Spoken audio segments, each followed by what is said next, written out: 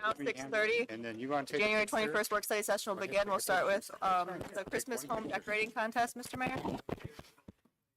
Thank you, Madam Chair. We're getting accommodating the press right now, and we'll just get started in just a moment. I will say that the third place is not here this evening, but do we have the photo? Yeah. Okay. Third place? Well, technology is wonderful when it works. Turn it on. There you go. Heard that.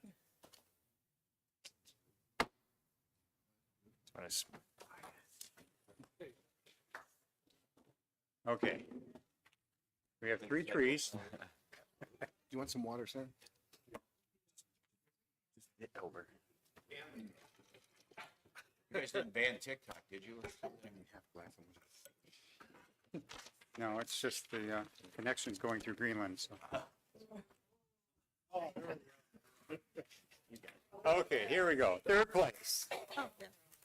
This was on Peach, and it was Kay and Sean Ross. They were not able to make it tonight, but they had a wonderful display, and the Case Commission thought they deserved the third place ranking.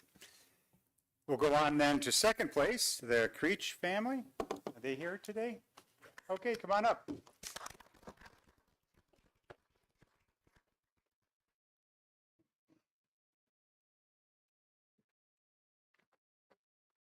Emily's like, I'm out of here.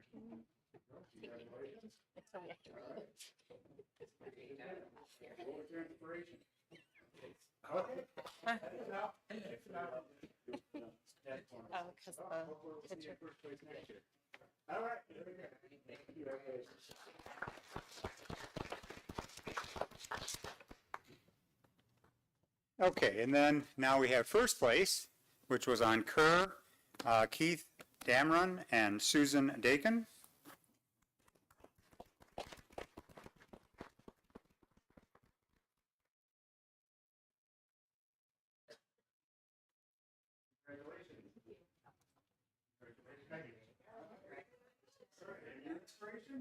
It was the 50th anniversary of the 1965 Charlie Brown special. What a great idea. Oh, my God.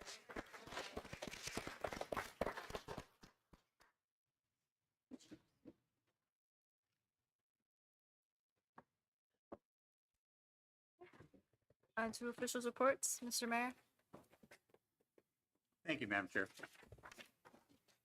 The 2026 State of the City Address will take place at this banquet facility on Wednesday, January 28th, a week from today.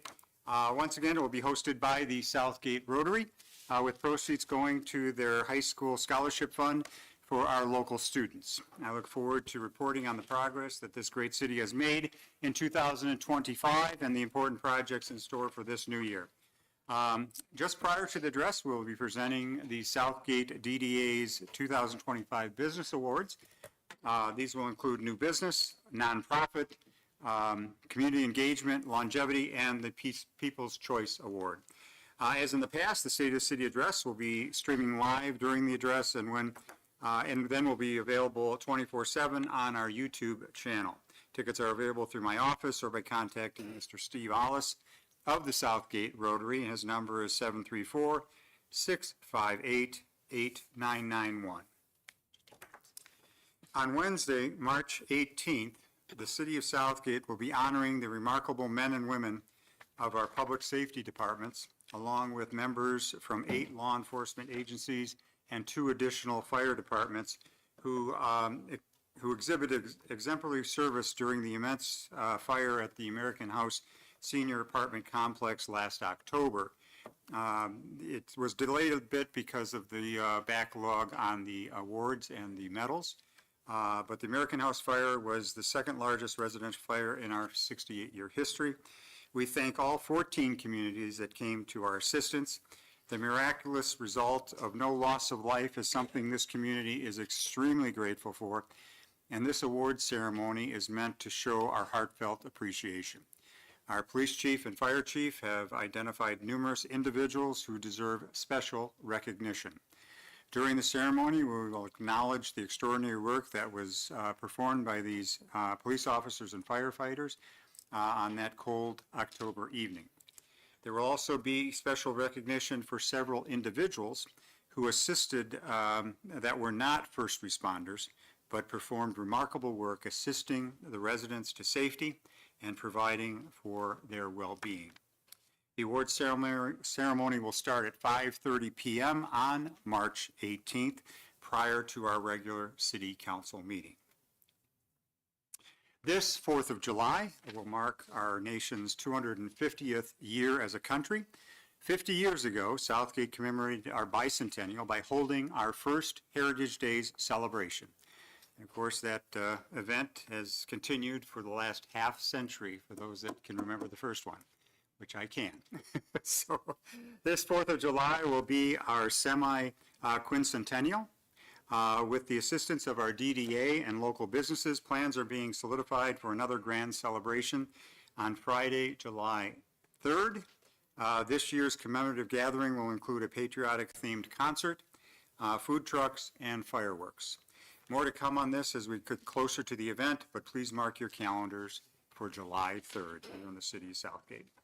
Thank you, Madam Chair. Thank you. Madam Clerk? No report. Mr. Treasurer?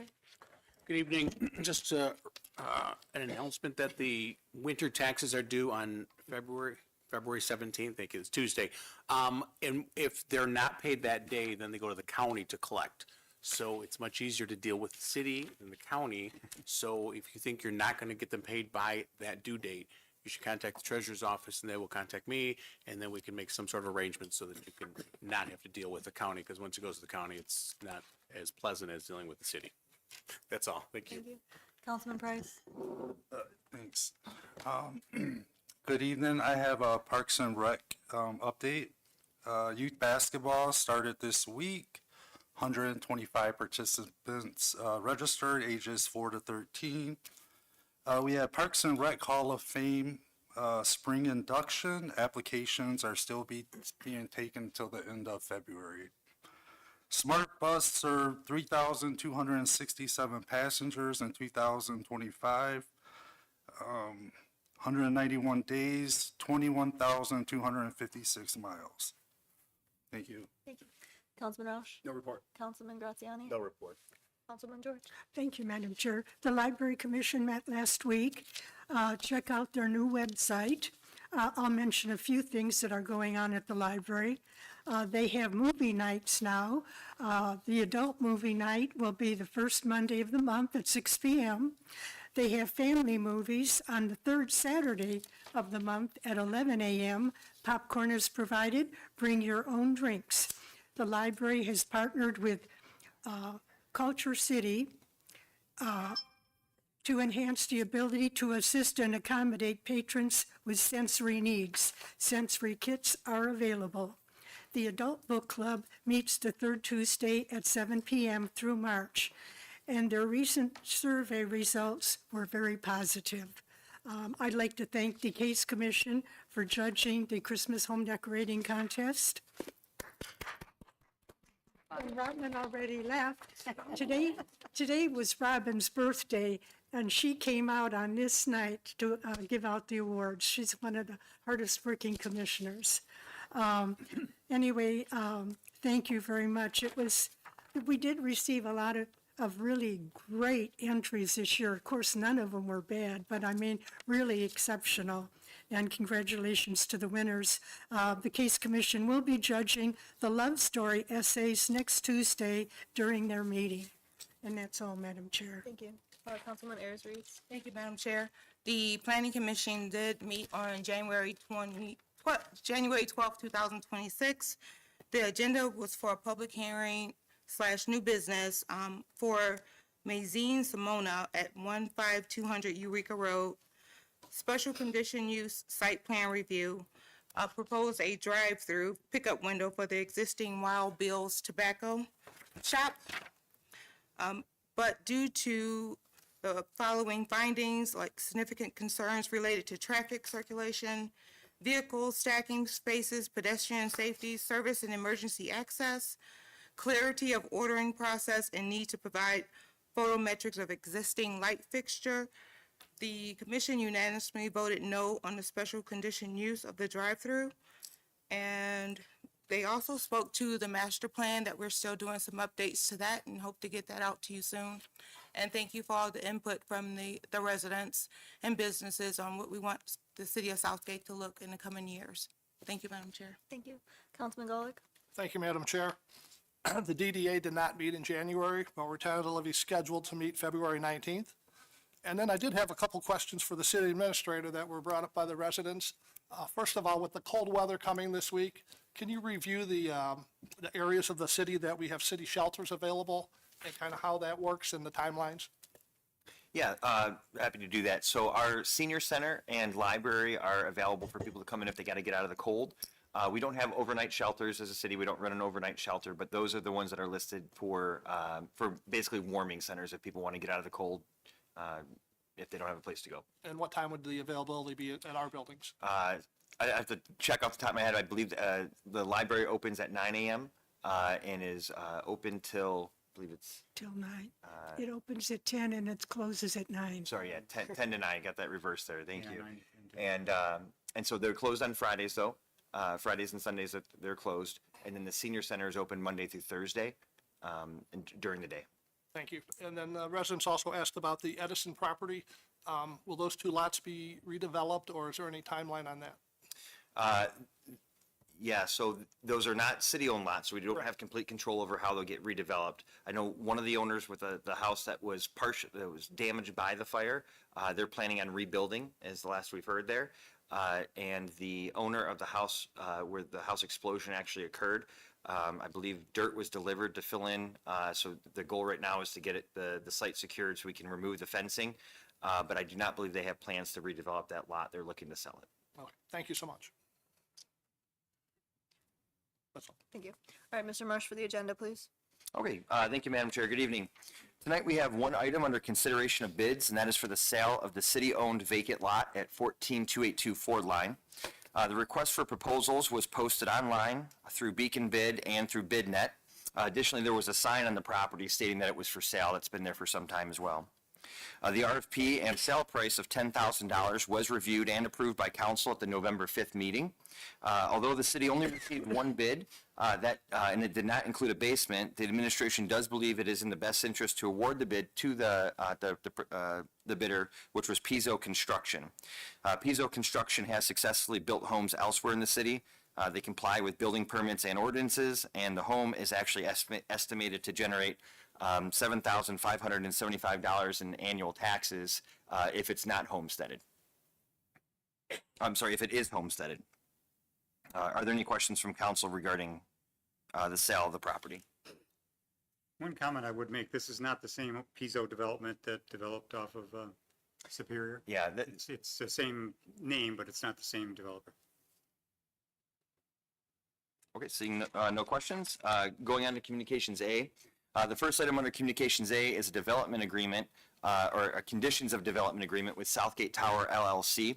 While this agreement covers all the development of the park and the bridge, it is specifically important for the city because it obligates Southgate Tower LLC to deed the portion of the land that supports the ramps and landings for the bridge to the city. This is important because the bridge is going to be owned by the city. It's going to be our infrastructure, so we need to have complete control of it, including the ramps and landings. Are there any questions from council regarding that agreement? Okay, next is the lease agreement for the park at the Bank Tower Apartments. Now, while the park construction is under a seasonal shutdown, it is expected to be open to the public this spring. You'll notice that the agreement was negotiated between the city and the property owner, and it's for 20 years. That 20-year lease, that term was negotiated. We just strike a balance. We want to make sure it has a long-term public purpose for the residents, but as it's still owned by the property owner and being maintained by the property owner, there's a point at which a long-term lease is no longer, wouldn't even make sense to have a park there. So the 20 years, it gives us a full generation of park use there. It is about the time for the equipment that would be used at the park, and so and it was agreed to by the property owner as well. It's for $1 a year, so we basically get a park for 20 years for $20, and the property owner is the one who maintains the park. So you'll notice in there as well that all the maintenance, the landscaping is all handled by the property owner. The exception to that is if the cost of landscaping exceeds the rate of inflation as measured by the CPIU.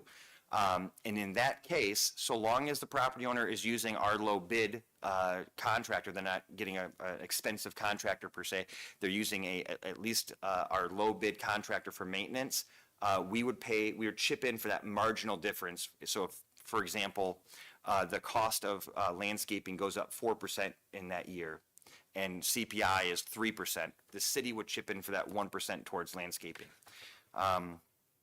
You'll also notice in there that there is after 10 years, the developer can propose development of the park space. The one thing to keep in mind there, this is a planned development. And as it's zone plan development, city council has the final say in any development that happens there. So this gives us the flexibility, let's say that 10 years from now or 15 years from now, the developer says, hey, things are going gangbusters here, and we want to develop 250 new units, and it's going to bring in $700,000 extra in annual taxes. At that time, the city might say, yeah, that makes perfect sense for us at that time. But the city council would be the ones approving that site plan. If it doesn't make sense, the lease continues as is. So I think I did get some questions from council ahead of this. I think I addressed those, but if there are any other questions, I'd like to answer those now. Madam Chairman. Councilman Roush? So as I was reading, it's after the lease is up, so that if they decide to walk away, they get all of the equipment and everything, it gets turned over to the landlord? The actual, the park equipment is ours. We would take that park equipment, including the pavilion space itself. We could take that down and we would keep that. That's not what it says on page 35, section B. You read that, it says that it all gets turned over to the landlord.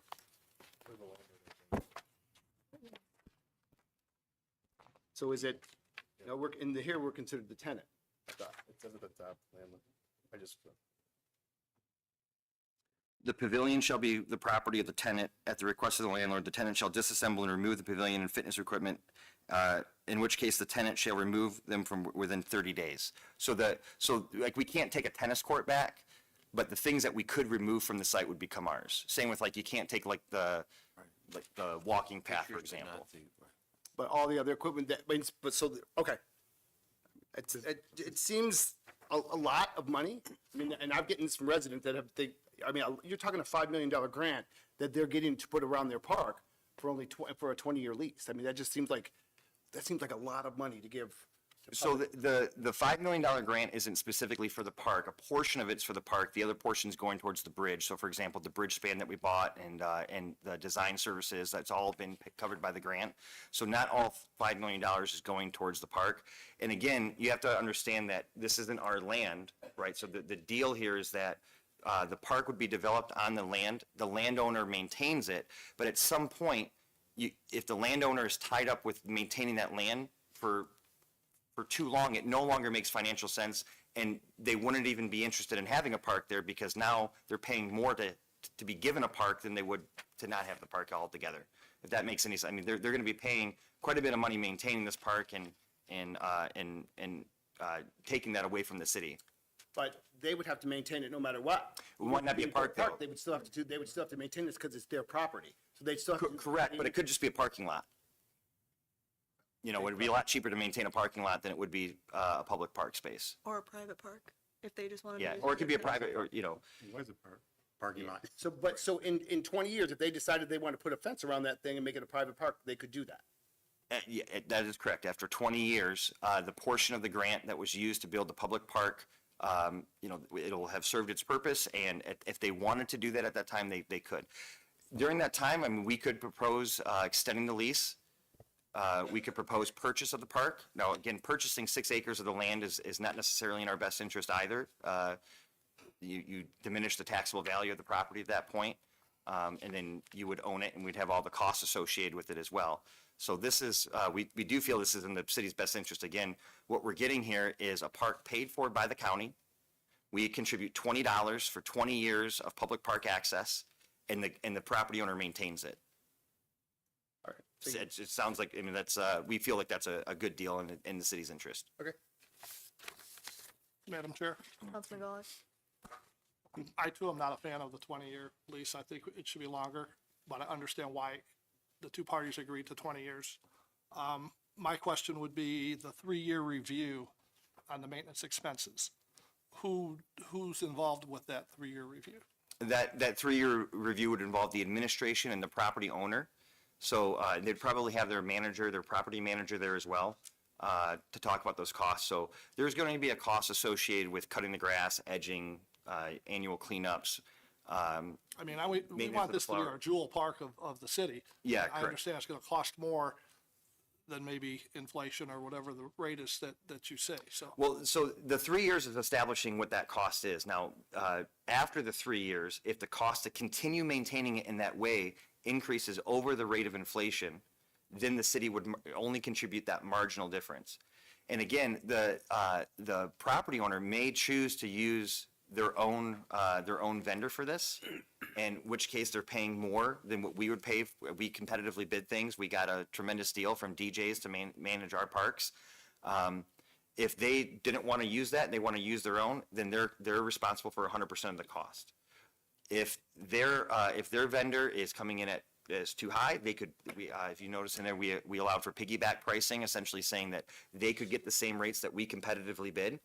And if they agree to use those rates and it still goes up more than 3% or more than, I'm using 3% as an example, but if it still goes up more than the rate of inflation, that's the only time the city would contribute, and only that marginal difference. Thank you. Thank you.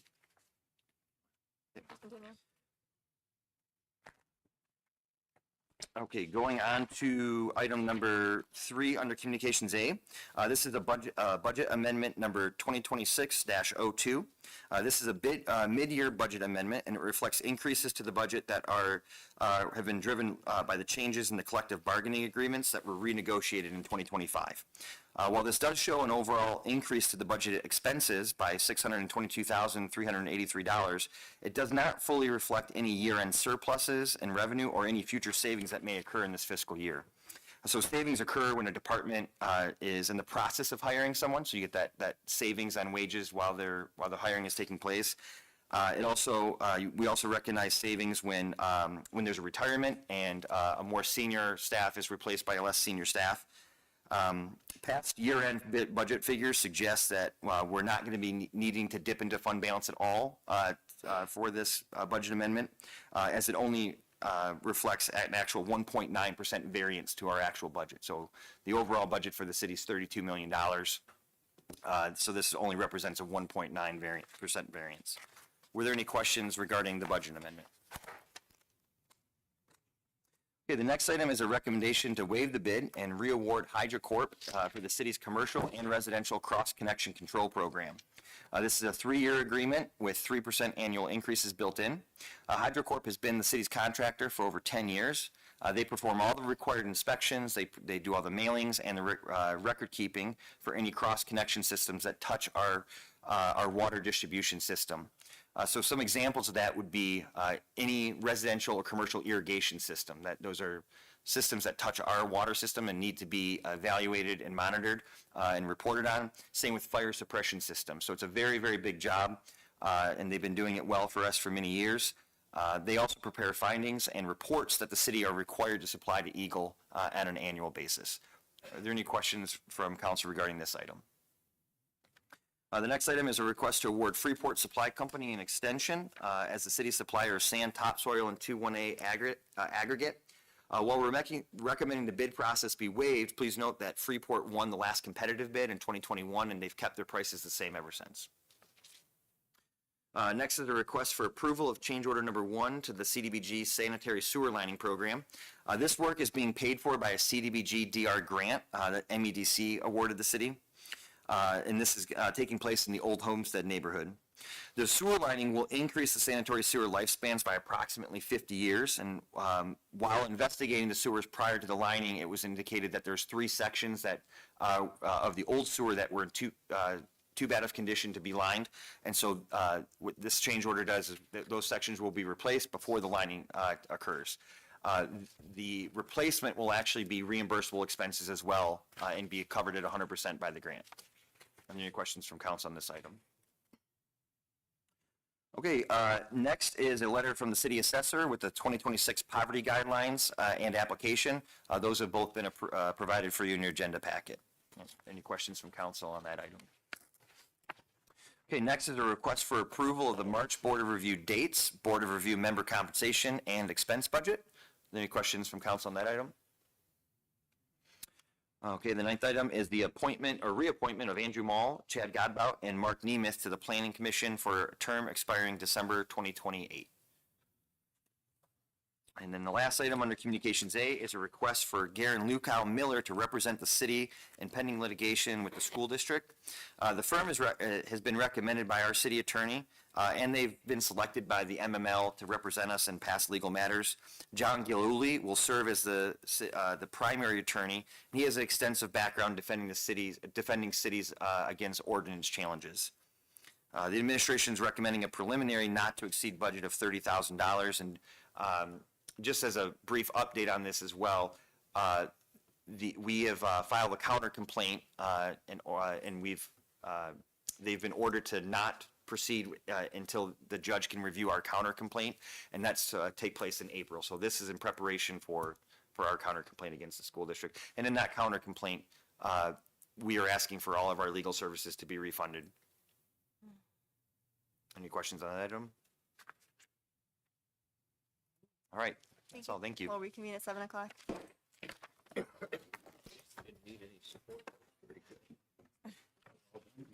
Yes, you did.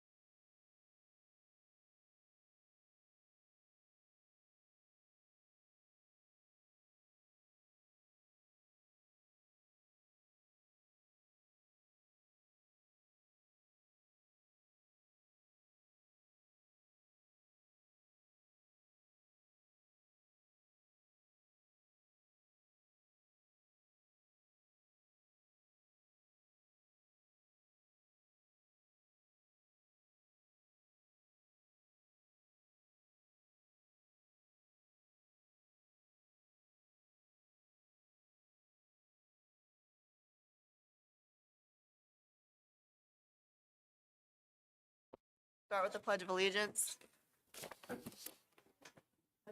Allegiance to the flag of the United States of America and to the republic for which it stands, one nation, under God, indivisible, with liberty and justice for all.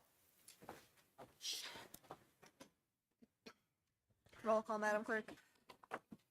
Councilman Gulick. Here. Councilman Price. Here.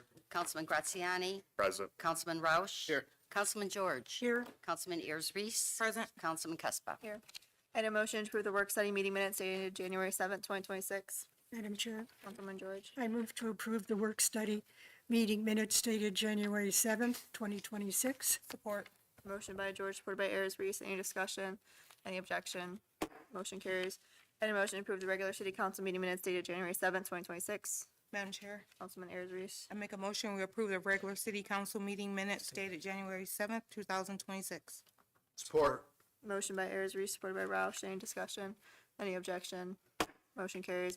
And a motion to approve the public hearing minutes dated January 7th, 2026. Madam Chairman, Councilman Roush. I make a motion, we approve the public hearing minutes dated January 7th, 2026. Support. Motion by Roush, supported by George. Any discussion?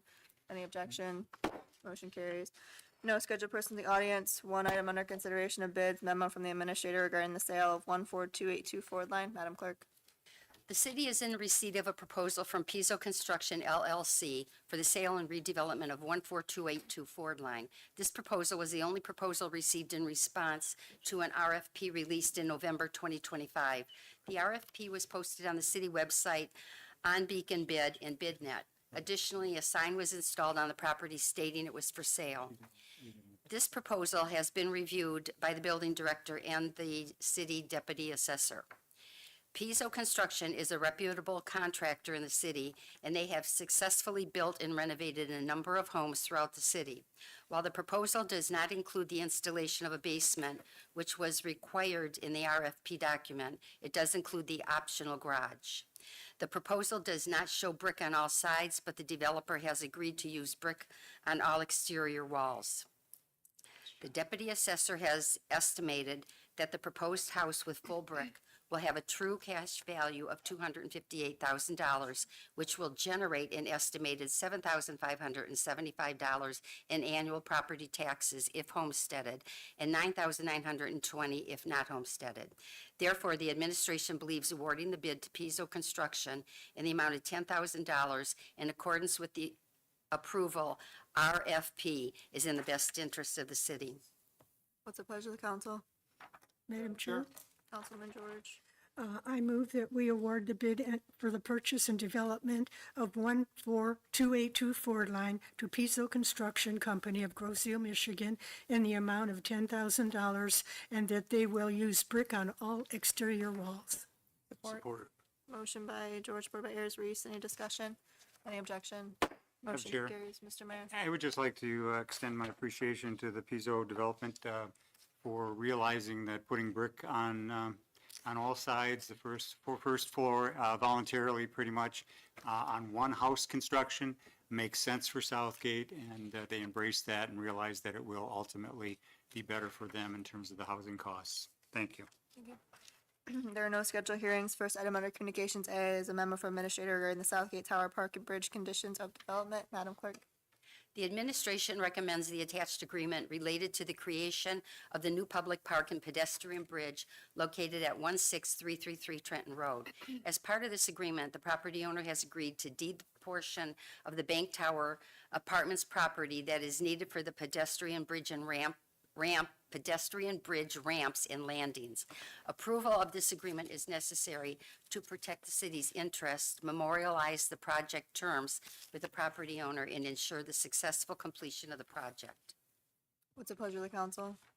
Madam Chair, Councilman Gulick. I'll make a motion to approve and authorize the city administrator to sign the attached agreement between the City of Southgate and Southgate Tower LLC for the development of a public park and pedestrian bridge.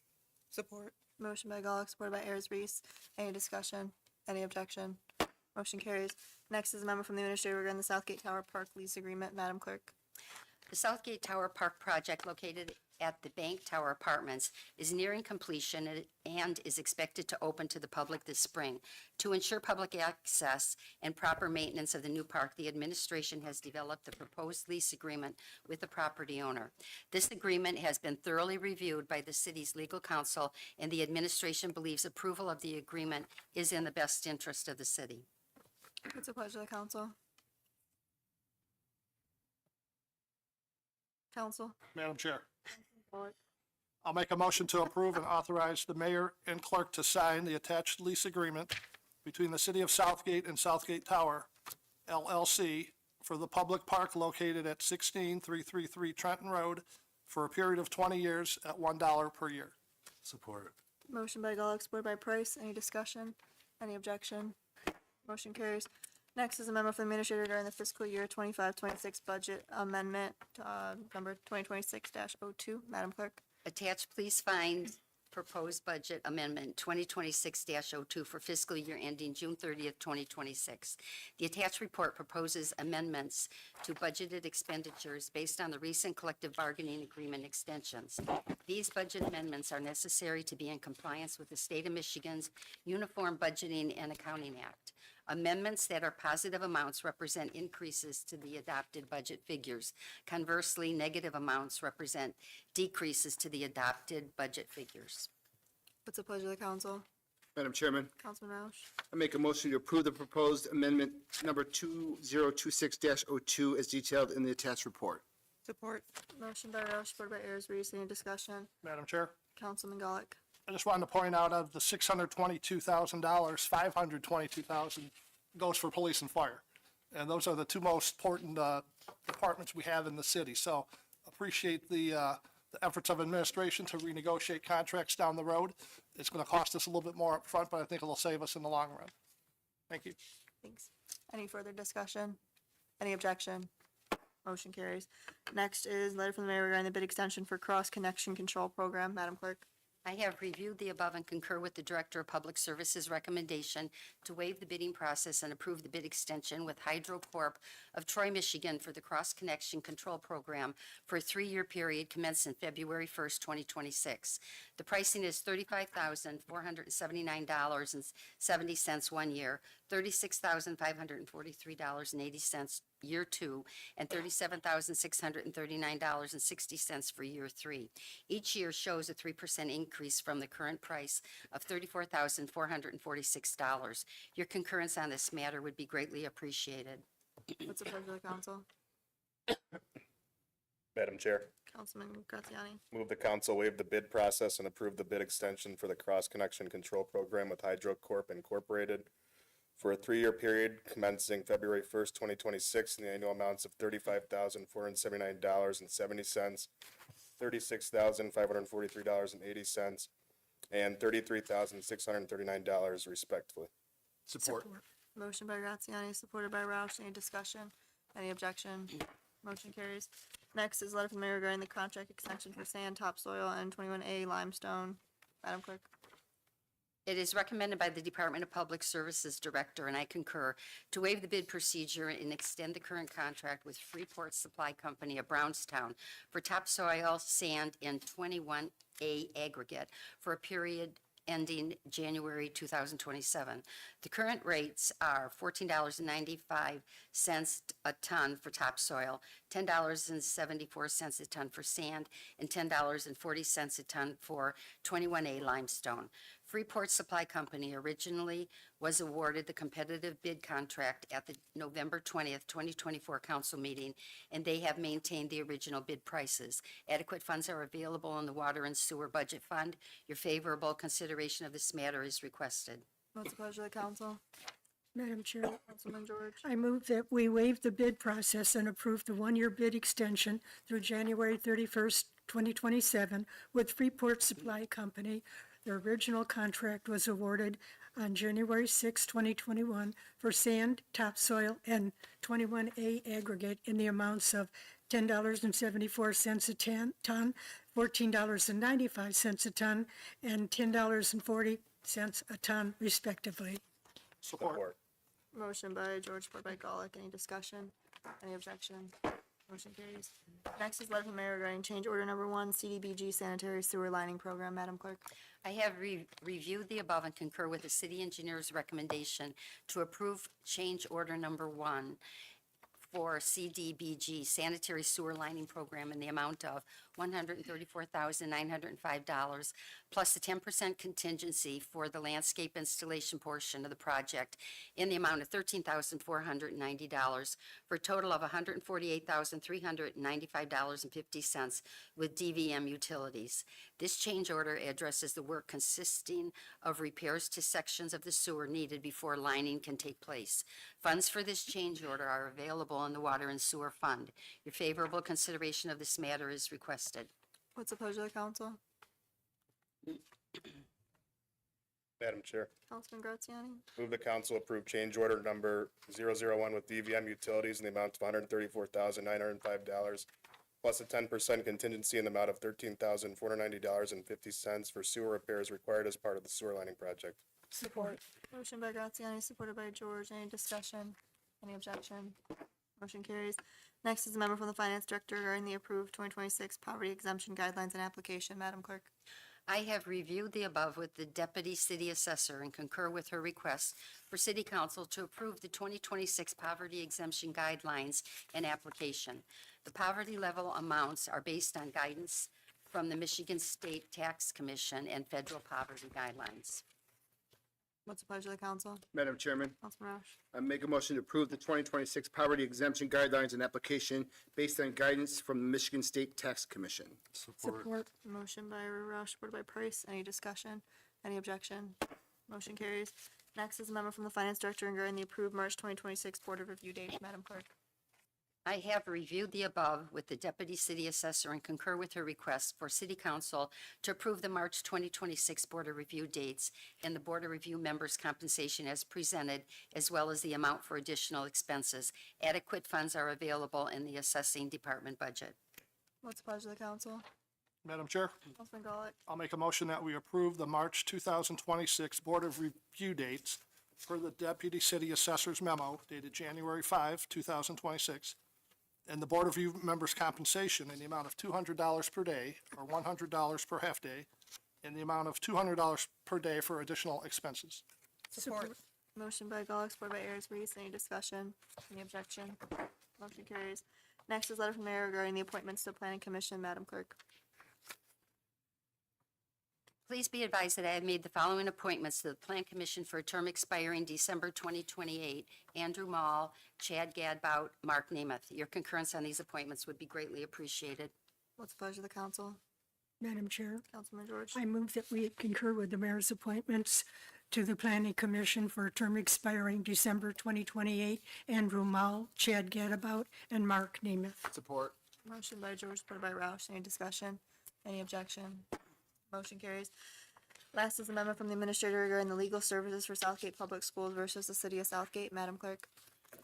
Included in your packet is an engagement letter from Garan Lukow Miller, PC, for legal services to assist the city in pending litigation with Southgate Public Schools. The lawsuit as discussed in previously closed sessions, challenges the school district's obligation to follow local ordinance when constructing and selling new homes.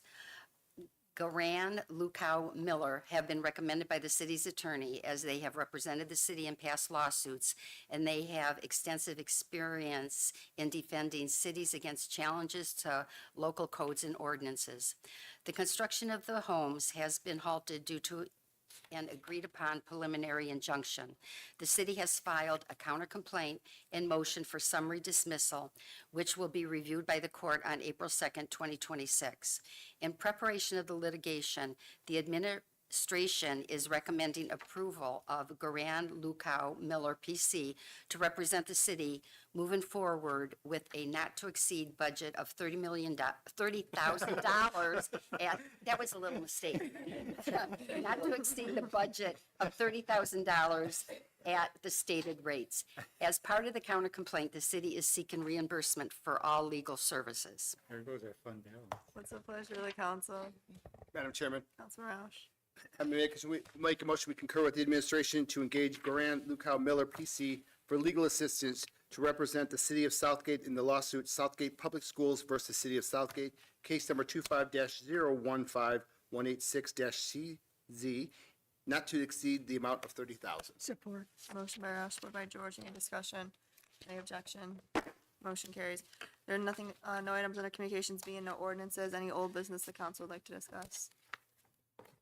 Seeing none, any new business the council would like to discuss? Seeing none, move on to unscheduled person in the audience. If you'd like to address council, come to the podium, state your name and address. You'll have 3 minutes. Seeing none, move on to claims and accounts. Councilman Roush. Motion to approve warrant 1537, the amount of $1,546,291.66. Support. Motion by Roush, supported by George. Any discussion? Any objection? Motion carries. I'll entertain a motion to adjourn. Madam Chair, Councilwoman Ayers Reese. I make a motion, we adjourn. Support. Motion by Ayers Reese, supported by peasy. Golick. Any discussion or objection? Or adjourned.